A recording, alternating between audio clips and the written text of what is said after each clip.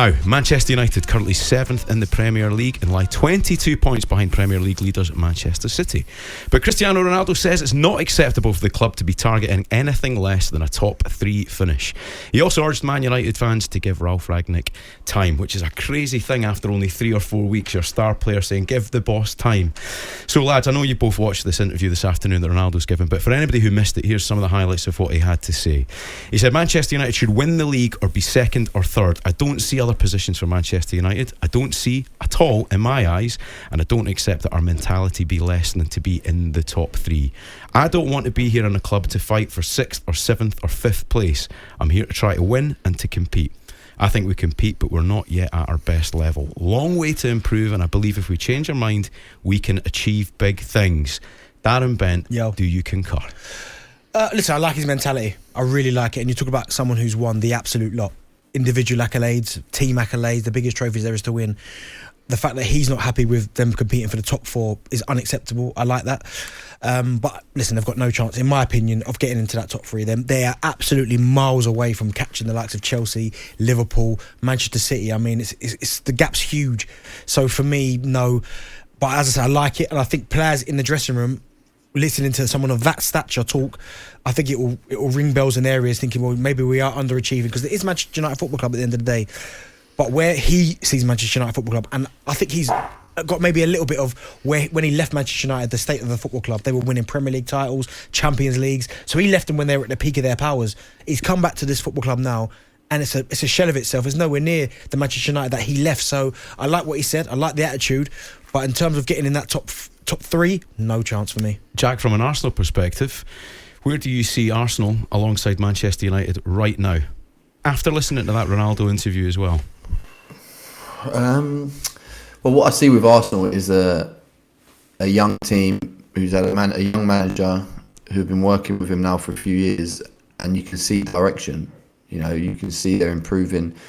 They've definitely improved this year. And then with Man United, you don't see the same. Obviously, they've got great players. They've got world-class players. They've got a new manager in who needs time, yes. But at the minute, I'm happy being an Arsenal fan. Yeah. Than I would be being a Man United fan. One thing I'd say to you, Jack, is that you feel like those top 3 clubs all have a really clear identity, and it's been talked about a lot at the moment. In and out of possession. Yeah. And Arsenal at the moment feel to me like they're beginning to have an Arteta identity. Manchester United still don't feel like they know who they are at the moment, if that makes any sense. Yeah, well, that's why I think Ronaldo's talking about giving the manager time. Of course, a manager needs time, and he needs to work out his best 11, his best formation, and he'll obviously have his own style of play, and everyone knows his style of play. But it's about working on that and getting the best players in the best positions, and that takes time. So I'm sure that they will improve. But top 3, no chance, and it's a fight for the top 4 as well. Do you know what it is, Gordon, as well? Is that when you look at the teams around them, like Liverpool, they've got a couple outstanding individuals, haven't they? People like Salah. You look at Manchester City, outstanding individuals.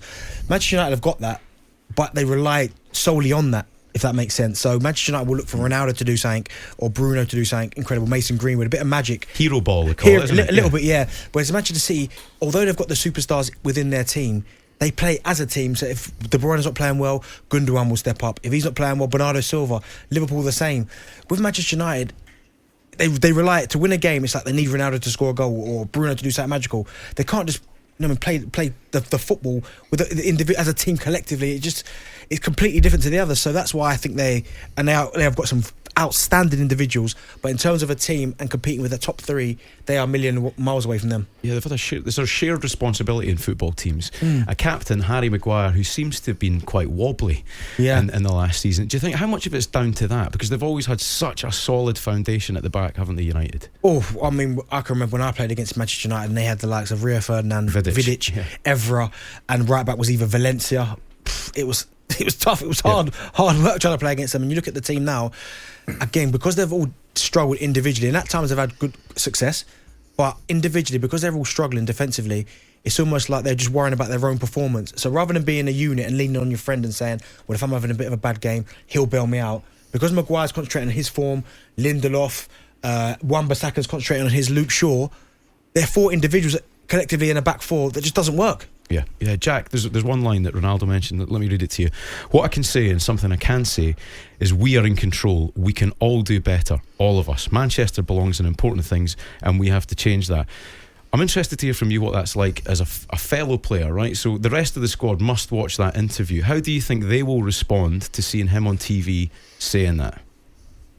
Well, because it's Ronaldo, like Benty said, they're going to listen.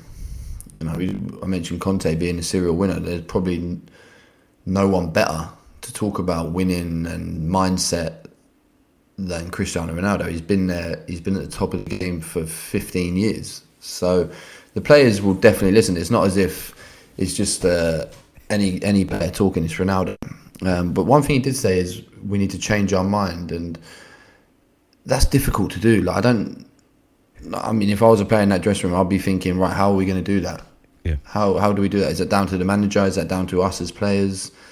Because there's pressure. When you play football, there's pressure. And when you play for a big club like Man United, there's even more pressure. And you can almost see them playing within themselves because they can feel that pressure. And that's difficult to get away from that. Do you know what as well, Gordon? I wonder, like, Ronaldo's coming back. It must have been a shock to his system. The club that he left, with how successful they were, I think he won the Ballon d'Or in his last year, to coming back to the state of Manchester United, the team at the minute, it's probably like night and day, because back then they were so successful, competing for all the major honours, getting to the Champions League finals. They've come back now, Manchester City are way ahead of them, Liverpool are miles ahead of them, Chelsea, and he's probably thinking, what's happened here? So he's probably thinking, from past experiences, he's trying to let his teammates know, for Manchester United Football Club a few years back, this was not acceptable, so it should be acceptable now that a top 5 place finishes should be successful. Absolutely not. Yeah, Jack, as a guy that knows the dressing room very well, does it look to you like a united dressing room? Does it look to you like a completely tight, really close-knit group of individual players in that dressing room right now? I'm sure there's players and like little groups in there that are our friends, but that happens all around the country. I don't think that's the problem.